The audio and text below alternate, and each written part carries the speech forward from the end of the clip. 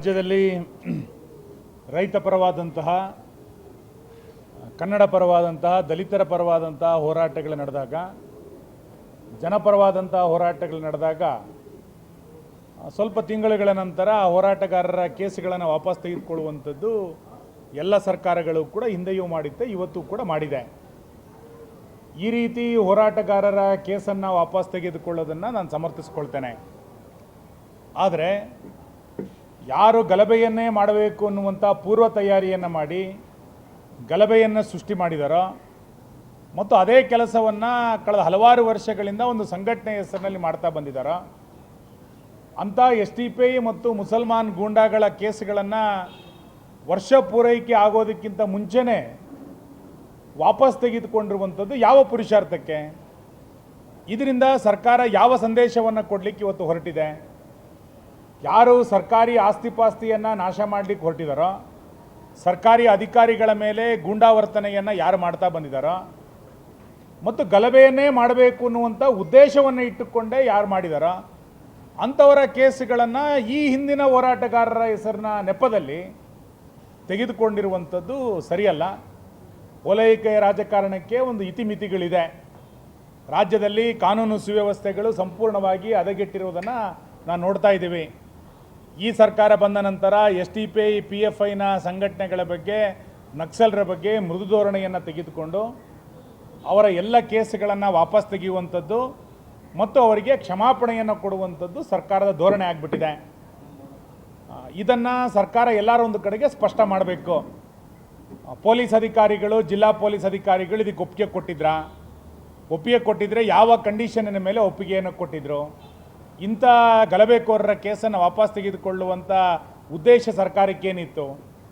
ಎಲ್ಲ ಒಂದು ಕಡೆ ತನ್ನ ಮುಸಲ್ಮಾನ್ ವೋಟ್ ಬ್ಯಾಂಕ್ ದೂರ ಆಗ್ತಾ ಇದೆ ಅಂತ ಗೊತ್ತಾದ ಮೇಲೆ ಸರ್ಕಾರ ಒಂದರ ಮೇಲೆ ಓಲೈಕೆಯನ್ನು ಮಿತಿಮೀರುವ ಪ್ರಮಾಣದಲ್ಲಿ ಇವತ್ತು ಸರ್ಕಾರ ಮಾಡ್ತಾ ಇದೆ.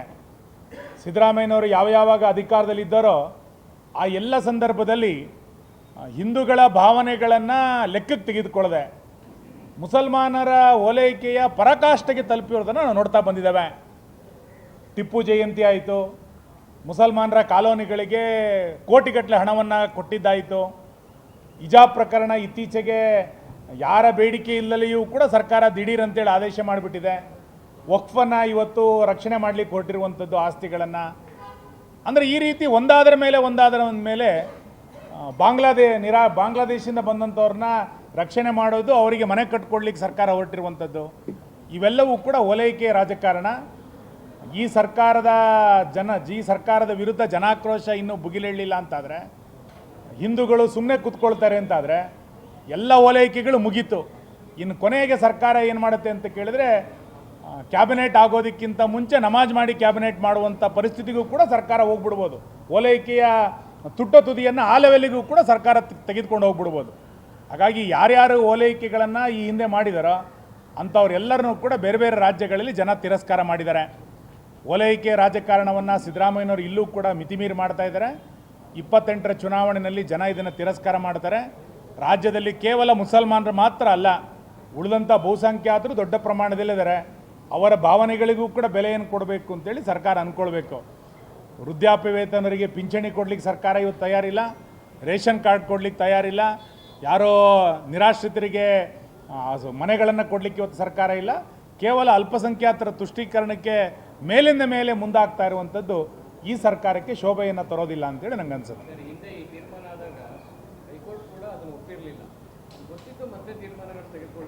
ಅಲ್ಲ, ಒಂದು ಕಡೆ ದಾವಣಗೆರೆಯ ಉಪಚುನಾವಣೆಯ ನಂತರ ಎಲ್ಲ ಒಂದು ಕಡೆ ಮುಸಲ್ಮಾನ್ ವೋಟ್ ಬ್ಯಾಂಕ್ ದೂರ ಆಗ್ತಾ ಇದೆ ಅಂತೇಳಿ ಸರ್ಕಾರಕ್ಕೆ ಅನ್ನಿಸ್ತಾ ಇದೆ.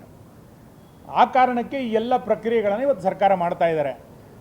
SIRನ ಬಗ್ಗೆಯೂ ಕೂಡ ಸರ್ಕಾರ ಯಾಕೆ ಇವತ್ತು ತಕರಾರು ತೆಗಿತಾ ಇದೆ ಅಂತ ಕೇಳಿದರೆ, ಭಾರತೀಯರು ಕಾಂಗ್ರೆಸ್ಸಿನಿಂದ ದೂರ ಆಗಿಬಿಟ್ಟಿದ್ದಾರೆ ಅಂತ ಅನ್ಸಕ್ಕೆ ಶುರುವಾಗಿದೆ. ಹಾಗಾಗಿ ಯಾರು ಅಕ್ರಮವಾಗಿ ಬಾಂಗ್ಲಾದೇಶದಿಂದ ಬಂದಿದ್ದಾರೆ ಅಂಥವರ ವೋಟ್ ಬ್ಯಾಂಕಿನ ಮೇಲೆಯೇ ಕಾಂಗ್ರೆಸ್ ನಿಂತಿರೋದು.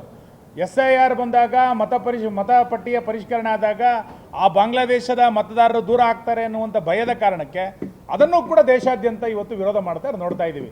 ಅಂದರೆ ಭಾರತೀಯ ಮತದಾರರು ಕಾಂಗ್ರೆಸ್ನಿಂದ ದೂರ ಆಗಿದ್ದಾರೆ. ನಮಗೆ ಬಾಂಗ್ಲಾದೇಶದಿಂದ ಬಂದಿರುವಂಥವರು ಅಕ್ರಮವಾಸಿಗಳ ಮೇಲೆಯೇ ನಾವು ನಿಂತಿರೋದು ಅನ್ನುವಂಥ ಮೇಲೆ ಅವರನ್ನು ಸಮರ್ಥನೆ ಮಾಡಿಕೊಳ್ಳಿಕ್ಕೆ SIR ಅನ್ನು ವಿರೋಧ ಮಾಡಬೇಕು ಅನ್ನುವ ಮಾನಸಿಕತೆಗೆ ಸರ್ಕಾರ ಹೊರಟಿದೆ. ನಮ್ಮ ಕಾರ್ಯಕ್ರಮಗಳನ್ನು ನೀವು ನೋಡ್ತಾ ಇದ್ರೆ ನಮ್ಮ ಚಾನೆಲ್ ಅನ್ನ ಸಬ್ಸ್ಕ್ರೈಬ್ ಮಾಡಿ, ಪಕ್ಕದ ಬೆಲ್ ಐಕಾನ್ ಒತ್ತಿ ನಮ್ಮನ್ನ ಬೆಂಬಲಿಸಿ. ಹಾಗೆ ನಮ್ಮ ಕಾರ್ಯಕ್ರಮಗಳನ್ನ ಲೈಕ್ ಮಾಡಿ, ಕಮೆಂಟ್ ಮಾಡಿ, ಅದನ್ನ ಬೇರೆಯವರಿಗೂ ವಾಟ್ಸ್ಆಪ್ ಮೂಲಕ ಶೇರ್ ಮಾಡಿ. ನೀವು ಹೀಗೆ ಮಾಡಿದಾಗ ನಮ್ಮ ಚಾನೆಲ್ ಇನ್ನಷ್ಟು ಮತ್ತಷ್ಟು ಜನರಿಗೆ ತಲುಪಲು ನೀವು ನಮ್ಮೊಂದಿಗೆ ಸಹಕರಿಸಿದ ಹಾಗಾಗುತ್ತೆ. ಇದು ನೀವು ಯಾವುದೇ ಖರ್ಚಿಲ್ಲದೆ ಕೆಲವೇ ಸೆಕೆಂಡುಗಳಲ್ಲಿ ನೀಡಬಹುದಾದ ಸಹಕಾರ. ಧನ್ಯವಾದಗಳು.